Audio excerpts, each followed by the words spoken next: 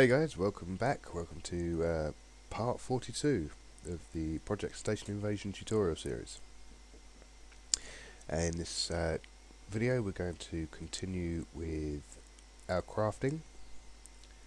And if you remember in the last video, we got up to the point of being able to select a certain item, and it will display what raw materials are required to craft this item. Now, if you also remember in the last video, I was talking about, sorry, no, not in the last video, in the video before that, I mentioned how flawed this the whole refinery system was, and the fact that it was really just a guess on what creates what raw materials. So I've decided that in this column here, we're going to do the same thing that we're doing here, but for the breakdown of the raw materials. So when you select a certain item here, you can select one of the raw materials, and then it will populate this column with the compounds and stabilizers that are required in order to make one of them items. So if we come over to our craft function page, in these p tags we're going to add an on-click event listener, and this function we'll call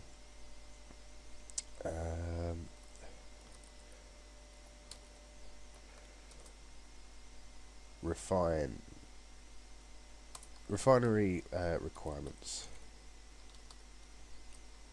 And then inside of here, what we'll do is we will pass the value of k, because that will be the item ID that we're producing. And we will pop this in here as well. So now to make this function, which I've forgotten what it's called already, refinery requirements, again is going to take one parameter, which is x, and we can just copy all of this basically. We don't actually give it a class, so we need to give it a class. No we don't. It's got a div, item requirements. So the item requirements, when we click the p tag, we're going to apply the same background color and whatnot to this item, so it highlights it. And for a moment, just so we can test this out, we will block out this code here. So we also want to give this a bit of styling, so we'll take this styling here and bung it on the end of here. Ah, damn it.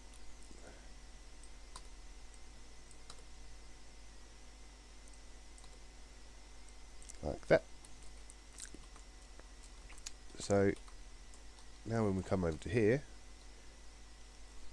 and we refresh, we go to the crafting, when we click armor,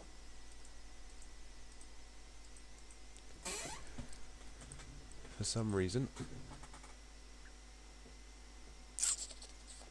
Oh, I know why.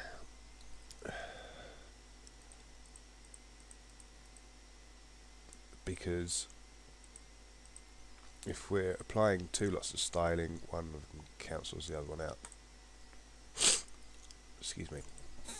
So instead of placing a full style in there, we will move this onto the end of this style here.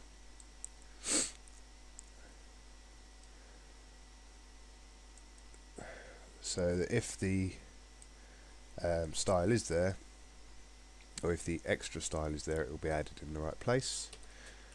So now if we craft and go to armoring,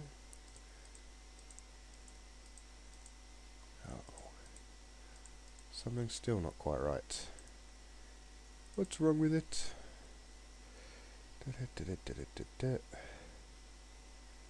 Yeah. Pause it for. Let's add a semicolon on the end of here. And try again. There we go.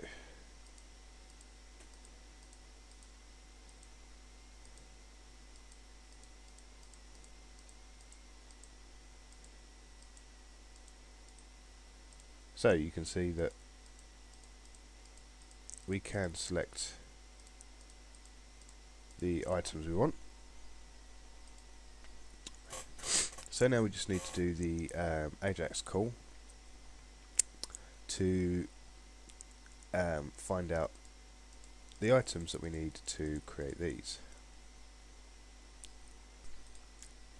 So in our function.php page, we've added an else if statement. So if the post of mode is equal to check refine requirement, which is what I've named the mode on the refinery requirements function, then what we're doing is we're running a query and collecting the compound IDs and the stabilizer ID from the raw materials table. We're then executing a query, checking to make sure that the there is more than, or a row does exist. We're then running 5 separate queries. Probably not the best of ideas, but we can tweak this at a later date. We're just taking the names from the compounds and the stabilizer tables, where the IDs equal the specific compound IDs. We're then returning the names of the compounds and the stabilizer, and then we're just echoing the return variable. And then I've given the last div a class of refine requirements, and we're populating that div with the HTML returned from the function PHP file. So if we come over to our crafting station, as you can see, for some reason the first click doesn't always register and highlight the background. I'll have a look at that in a minute. But yeah, we can select our item that we want to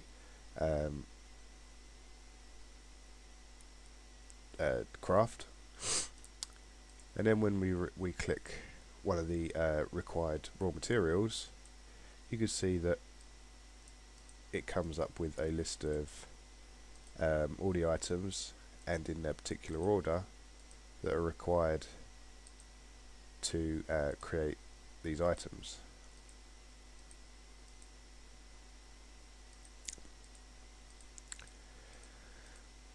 So we just need to generate a craft button, which I will put under the list of items that's generated from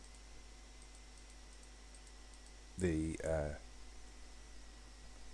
list here, but we only want to generate this button if we have all of the items available. So coming back over to our function PHP page, we need to also add on to the return right up at the end after the for each loop.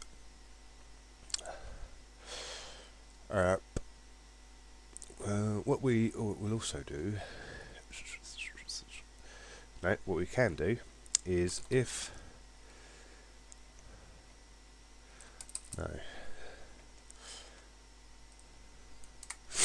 we will add a fail variable in there and make that true. Just come up the top here and add it in there to make it false. You don't need to, but it's best to. So if fail equals true, so if we're, this is just basically saying if we're unable to craft the item, if it's set to true, you know, we're missing at least one of the items. So if fail is false, not true, then we want to add on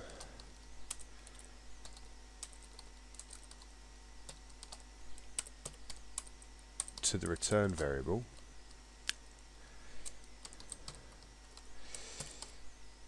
in its own paragraph tag. For now we will just have a button,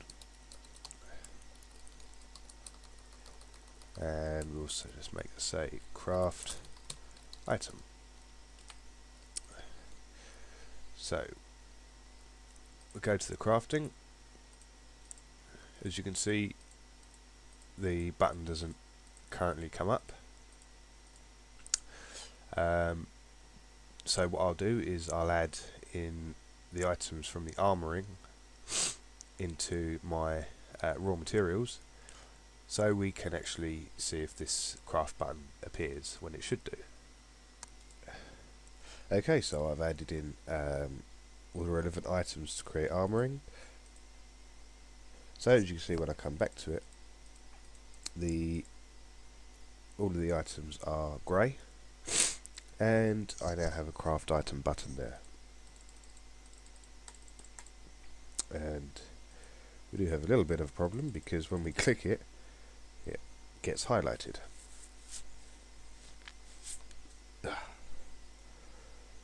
Okay, we'll do that another time. So next we need to actually craft the specific item.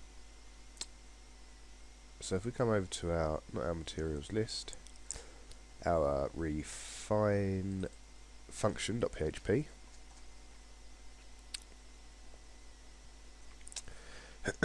we're going to probably use a lot of this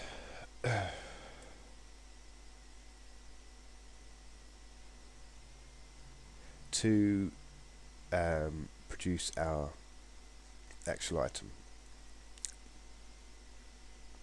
But this video is coming up to 15 minutes and I'm really starting to sneeze a lot. So I'm going to end this video here, and we will continue on this and fix a couple of these sort of graphical errors in the next video. So until then, enjoy, have fun, subscribe, rate, comment, something. I don't mind. Just show your support. I'll see you in the next video.